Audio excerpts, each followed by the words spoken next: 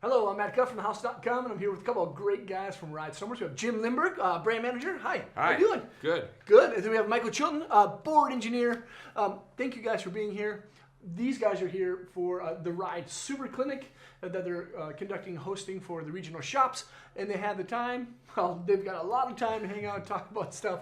And we're walking through some fun shapes that Ride has. They kind of span a couple of different categories from All Mountain Park and POW. We have the Alter Ego, the War Pig, and of course the Timeless.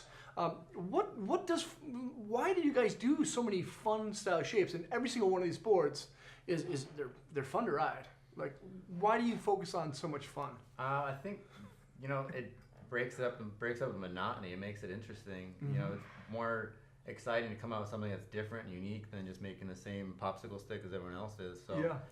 And we try to do it with like a fun shape that's functional. Like, we're not just come out with a shape that looks different just to be different. We're gonna think about what that shape's supposed to do, think about how to make that shape actually work for what its intended purpose is, and make it a functional, fun shape. So it's not just something that you can hang up on the wall and be like, oh yeah, that looks cool, but it doesn't ride like anything. So everything's gonna look cool, look great, but it's also gonna ride exceptionally well for what it's meant to. So. Yeah. And I think that's a key one for us. Is like we don't necessarily think of them as fun shapes.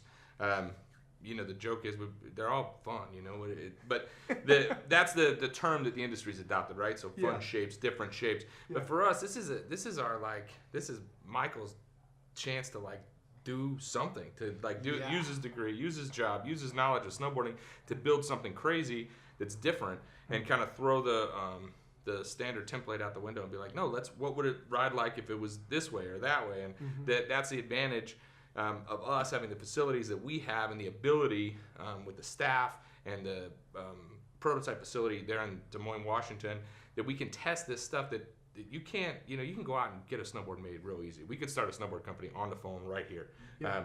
2 phone calls, guy in China, maybe we had to call Austria, but we would have snowboards come out. By the end of the day. Yeah, it's not that hard. But to go in and design something, you could probably throw something together, but it's not going to work. To go in and design something like the War Pig or the Alter Ego, for example, where you have athletes that are able to jump on these things and win contests.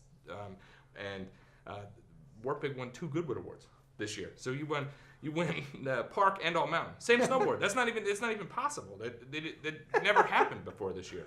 So our ability and Michael's ability to design these things, that really is, I think, what sets our fun category apart from maybe some of the competition out there because there's a lot of cool looking snowboards. Sure. Like, I've seen a ton of them. I'm like, these things are so cool. And then you go ride it and you're like, that rides like a 142. That's exactly like my little girl's board. Because that's all it is. They're just like, yeah, we'll take the little girl's board, make it wider, and then we'll go snowboard on it. And I fought riding the War Pig for so long, and then the first time I rode it, I was like, this is awesome. This may be the only snwnowboard. I almost died on it 3 times because it turns you into. I said it. It makes you an asshole. It makes you dumb. It turned me into 18-year-old me on a skateboard. I was like, oh yeah, I can. Except for I had the skills of Tony Hawk on a skateboard at the time. I'm like, I'm gonna jump off that giant cliff because I can, and then I would land on rocks and things would blow up. So it does kind of change your mentality. It makes they make it different, make for a different day on the hill. Yeah, they're fun. They're definitely fun boards to thrash around on. And getting out of that kind of cookie cutter style board of camber, twin, centered everything, medium flex. It's got to be fun for someone who has a master. What is he? A master in engineering? A master's in mechanical engineering. Master's in mechanical engineering. So for you, with the education you have, to have the ability and the freedom to run your creativity the way you do, and to create successful style boards that are fun, it's got to be pretty cool. It's the funnest part of the job outside of getting paid to go snowboard. So right. Yeah. And it's fun coming up with just a new shape, a new way of thinking about what makes a snowboard ride in a different way, and just trying to come up with ideas and running through prototypes and testing different things that haven't been done before or have been done before, but doing it in a different way. That's the best part about it, and that's what makes it fun. And this is the most enjoyment out of the day. Yeah. And the greatest thing, you guys are kind of stressing, is not only the cool shapes, but they actually rip. They thrash. They really, really do. So we've got 3 boards that we sell through real fast. We have Alter Ego, the War Pig. This is actually our last one. This is the last one. It's not even October yet, and we've sold through pretty much all of them except for this one. And then we have the Timeless, which is I'm so glad that's back. What's the story behind Alter Ego? This is year 3, year 4. I think it's the same year as the Helix, so Yeah, it'd be year 4, I think. Year 4. Yeah. Cool. So We won't count the one with the hippie rustic drive. So it's year Yeah. 3 Digital down. Rasta. Yeah. So biggest change to this year is we brought in a birch veneer top sheet to it, Mm-hmm. and what that does is gives it a little bit. It's just a single aesthetic for one, but it also gives the board a little bit more torsional stiffness, so it's Mm-hmm. a little bit more of a charger. It's slightly more aggressive, but Yeah. we made sure that the flex was the same as the years before that didn't have veneer. Mm-hmm. So it's going to be pretty much the same, just a little bit more damp, a little bit more cruiser feeling because of that. Yep.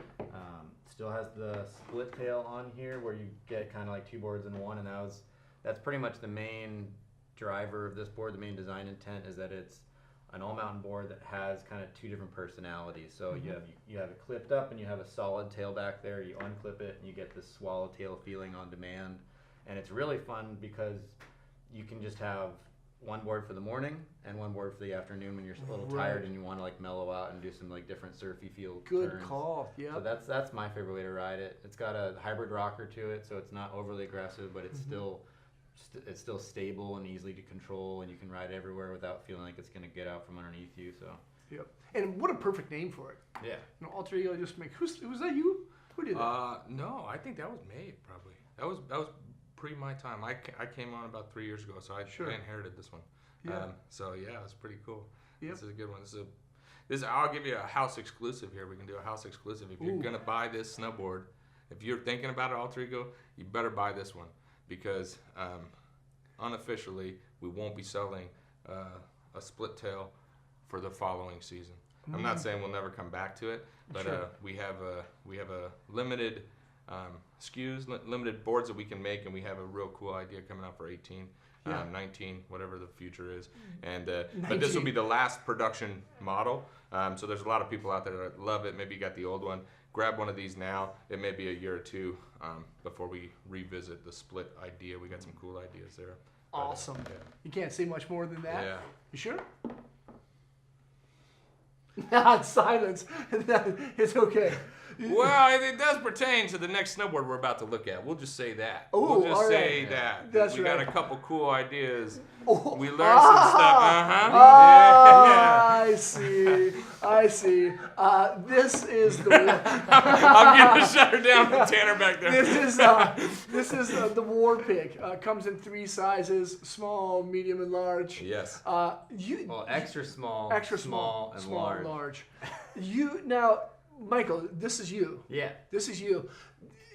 Did you win an award for this? I feel like you won some kind of like special award for this board. If not, you should. We got 2 Goodwoods this year for it. We sent it in as kind of a gamble. We sent it in for Park and for All Mountain. Yeah. And we won both of them. Yep. And I think the comment from Transboard was your gamble paid off or something like that. And Awesome. It's pretty funny. And those are 2 separate tests with separate groups of people, separate parts of the country even. Yeah. So it was that was a pretty wild one. You had a feature on this from the POW thing too? Powwow? Yeah, I we feel got like a it's powwow something- feature on it. We got With there's been a lot with it. We had some other online thing I can't remember. Yeah. There's been just enough people that have been hyped on it where it's This on won a track. couple global awards too. Yeah. Uh, ISPO, you guys win an ISPO award? I don't know if don't it think went we won ISPO. ISPO It awards. went a couple magazine awards. Yeah. Ace at Ace, I saw one. Cool. Yep. it's a I'll pretty- give you a thumbs up. This thing rips. Yeah, it's one of my favorites. I went to Japan for a month last year and I brought the small and that was all I had the entire time. The whole It was time. perfect. Jeez. Yeah. Okay, so how did you think of the idea of the War Pig? And for those who don't know, who should, well, what makes this board special? Because there's a lot of special stuff So happening. when we came up with this concept, we wanted to have something that was in that short and fat category, but we didn't want it to be a POW specific thing. We didn't want to come out with another POW shape. We wanted to make something that was going to be versatile, able to ride everywhere. Really good at turning was the main thing of it. Something that was just basically that thrash board that you would kind of always bring out when you wanted to have a good time. something that almost you just kept in your car when it was kind of a shitty day. You were like, oh, I'll just go ride this one because it's going to make a shitty day fun type situation. Yes. And so the way this came through was basically, we want to make a short and wide board. How do we make a short and wide board actually fun to ride? So the biggest thing with it that makes it ride the way it does is the way the side cut's driven. So it's a bi-radial side cut. So it's a really tight side cut underneath your front foot. And what that helps do is it's really like heavy curvature. So it helps you drive into the turn without a lot of real pressure or effort. And then it's a wide side cut on the back. So as you're coming through the progression of that turn, you sit on your back foot and it just is all support there, and it's not going to cut from underneath you. Wow. It's going to just let you sit on it, and it's the way that a lot of race boards are designed. Yep. So it kind of stems a little bit from like alpine racing in some ways, and it brings it into kind of a new style of a new way of carving and a new way of turning. Cool. And it's just perfect for all those little like bank slalom courses through the trees. It's probably one of the funnest things I've been on in a long time. So it is, and it's what's crazy about it too is the versatility. You know, and that's where this one comes in. And we've always had these little shapes, Rossignol minis, and all this stuff from 10 years. You know what I'm saying? Yes. Like this, and they're fun. Nice. You get on them or the Nug or whatever from back in the day, and you're like, oh, this thing is really fun. And I don't snowboard enough to like have a bunch of little snowboards anymore. You know, and like people are always like, oh, you should try this one. It's like you know, whatever. Like I said, I fought this one, and I'm like, I just want to ride a board I know is good. But the thing with this is you can do everything you can do on your regular snowboard. It's not like, oh, that was fun for a bad day. That may have been the initial design intent, like, oh, let's just make something that's fun no matter what. I got a really good friend that snowboards a lot at Snowbird, and he calls me. I sent him one of these, and he calls me. He's like, you should stop. You should put Ride out of business and just start a new snowboard company called Warpig, because this is the only snowboard that I ever want to ride. Yeah. This guy is like, you know, he's old school camber, super gnarly, and this defies all logic. Like looking at it, you're like, not gonna work for what I want to do, and that's the difference. It's really, I think, a design. There's a shift in snowboarding that happened with this. You know, I'm not gonna say we're the only ones to do something like this, but this style we're gonna see this kind of grow into everything else. But this is a real leader in that category. Yep, and that's what's so crazy about this board is like there's something truly special about the Warpig. Sure, like throughout any brand, there's gonna be some good boards that stand out a little bit more, but this is a board that stands out within the industry across multiple seasons, like every single year. Even if the shapes haven't changed much or the technology hasn't changed much, it's still that board that's like on top tier of like, this board rules, absolutely rules. And that's one of the reasons we're always sold out of it. If you work at a corporate office, cover your ears, is because I have to give so many away to to everybody in the industry. You know, it's every shop kid is calling me. Yeah. Every other companies, not necessarily board companies, but you know, the other companies, outerwear, boots, bindings. Everybody wants to. They're like, hey, can I get one of those? Can I try one of those? Yeah. And it is this thing is amazing. I see a lot of them on the hill. Plus, it won a bunch of. We got Brandon Davis winning slopestyle contest. World championship. On a 48. And U.S. Open finals for like 2 years in a row, I think. Yeah. So it's the versatility is unmatched. Gosh. Now, what do you think is the one thing that really stands out with the Warpig that makes it special? Is it that kind of like reverse progressive side cut radius, or? I think it's the side cut that makes it ride the way it does more than anything, because with that amount of width, you need something to help it roll edge to edge easily, and you know, it's got that directional rocker to it, so it's flat underneath, so you're not fighting camber, but that side cut's there to give you that initiation kind of push that can help you through the initiation. But then it's got the taper and the wider side cut on the back, so it's going to help you it just is a very powerful board on the back end while being a really forgiving board on the front. So you don't feel like you're fighting the board ever. Sure. You have a lot of variation within how the board's going to steer, and you can change that, and the whole thing's progressive, so it's just a very versatile board, and I think that's the biggest thing, is that it's set back, it's got all that, it's meant to be directional, but you can ride it switch, and it's just as fun. It rides really good switch. Like a lot of people are like, I'm scared of that. For the Alter-Ego does too, for the record. A lot of people are like, you can't ride a switch. Both of them ride really good switch. Yeah. But the Warpig, especially in that extra width, really makes a difference. The width for soft snow, variable snow conditions, it's obviously better. What sets the Warpig apart is that side cut on hard conditions. You can still, the probably, this is going to sound crazy, probably the best carving snowboard in the ride line is probably the Warpig. All right. I think the next one. Yeah, that one, okay. Depends on what kind of carve. If you want 100 mile an hour, like high speed carve, definitely timeless. Yeah. But like you're ripping around, average day carve, that is, this thing is pretty wild. Gosh. Yeah, if you guys haven't seen or checked out the Warpig or demoed one, if you get the chance, if they're not sold out at your, anywhere, just check it out if you can. And then, yes, this thing, the reintroduction of the Timeless, this is year 2 of the reintroduction. Yeah. I think I rode the last year, I rode the Timeless when I had like the 3D contour top sheet back in, 05, 06 or something like that. This thing's a missile, an absolute missile. Yeah, you can ride it at 100 miles an hour. Why'd you guys bring this back, and how does it ride the way it does? What properties? So the thing with this was kind of like we were replacing the High Life 2 years ago, and the things we didn't like about the High Life were that it was basically, it didn't want to turn. It was just a straight board that was for an older style of riding, and riding now has kind of transitioned to more of that Warpig style where you want to be on edge. You're not just flat base all the time. You want to turn. You want to link back and forth. And so this is kind of just our response to that, and what it really amounts to is them giving me the ability to make a race board, more or less. Yeah. In a more fun and versatile chassis. So it basically has pretty much everything you can find in a modern day alpine race board in a freeride geometry situation that's not meant for hard boots, although I don't know what hard boots on this would actually feel like. It'd probably be terrifying. Somebody should probably send us some hard boots. Yeah, we Yeah, should. Somebody should send us, if somebody's watching this, they need to send some hard boots. I haven't been in hard boots in years. I so will I will go out and hurt myself on a hard boots. I tried a couple of seasons ago. I saw some guys at a regional hill. Like there's Buck Hill is a little spot that has a lot of race boarders, and I was like, I'm gonna try it. So I actually found a setup. I found trench digger bindings and some boots. I was like, I got this. I figured it out kinda. And then I jumped into a race course just to give it a shot. I'm like, this is cake. Dude, yeah. I did like a right turn, a left turn, and then I just got booted out. Yeah. I was like, it's so difficult, but it would be awesome to see someone on that. What's crazy, it's because on those race boards, and when he says race board, I mean, we're talking custom made race boards. These are not like, there's a couple European companies making like mass produced race boards, but they're not doing this level of construction. But what this thing, how this applies to those race boards and why it's so scary on a race board is when you actually gain speed through your turn. In a regular snowboard, you're losing speed through your turn, so you kind of speed check.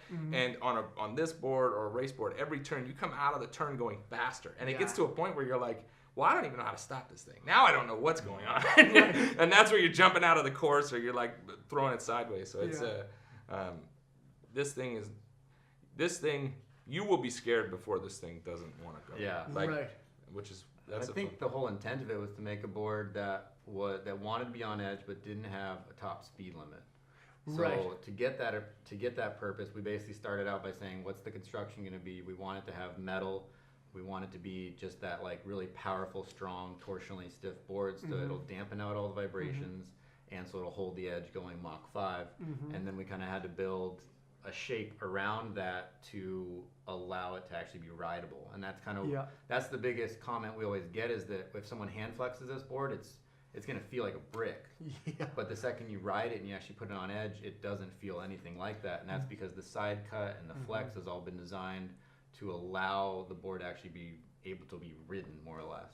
And if we had just put a radial side cut on this without taper, it'd be terrible. It would be disgusting. What kind of side cut is on this one? Is it quad? So this one has a very specific side cut designed for that construction because of how stiff it is through the midsection and because of the taper in there. It's basically driven around the concept of a different different height, different basically angles of attack on your turn. So there's a really wide radial section underneath your feet that's about 10 meters on the 158 or 159. Yep. And then out in the tip and tail, it progresses into elliptical curves. Sure. So what that does is it kind of keeps these like really quicker kicks up in your tip and tail, and Got that it. allows you to get kind of like thrown to the turn and kicked out of it a little bit. Cool. But the main point of that is that if you're thinking about it, when you're in a high speed, low angle turn, when you're going like Mach 5, you're not doing like huge high arcs. Right. You're generally at kind of a low angle, so you're riding along that radius section that's really wide. So your board's not curving as much, you're not losing speed, you're just accelerating through it.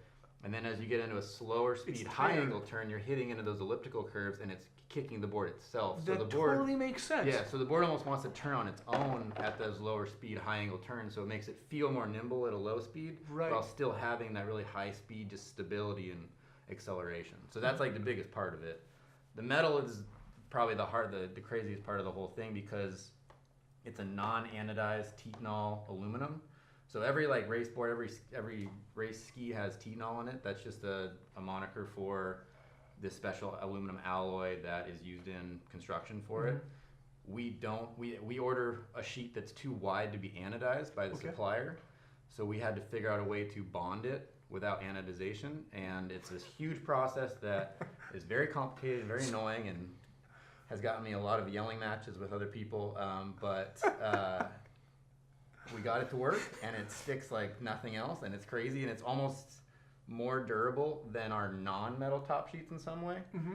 So it's kind of nuts how strong we got it to bond, and what that metal does is basically just like takes out all that vibration while you're riding. So when you're going, the craziest thing about it is that when you're going Mach 5, it doesn't feel like you're going Mach 5. You have no indication through your feet that you're out of control. Right. Yeah. That's kind of the scary thing that I found too. Is like you throw your headphones in, you're on fresh groomers, you send it, you're going fast, and then all of a sudden you're breathing, you're kind of enjoying the ride, and then you get this little spark like, oh my God, I am hauling so much ass right now. You pass a guy in a tuck. You like pass him. You're like, I just noticed that I don't have like all of a sudden I don't have the amount of time that I used to like turn for something. Right. I see them turning in front of me like, oh, I have time, and then all of a sudden you're there and you go, fuck.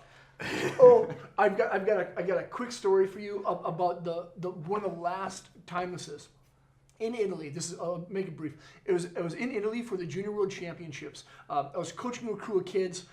We're at Fogarita Marileva, just north of Venice, and I'm on the timeless. I've got all these kids behind me. We're hauling ass. It's the end of the day. We have like a big sweeping turn to the right, and then it's like a steep grade, and then a big sweeping turn to the left.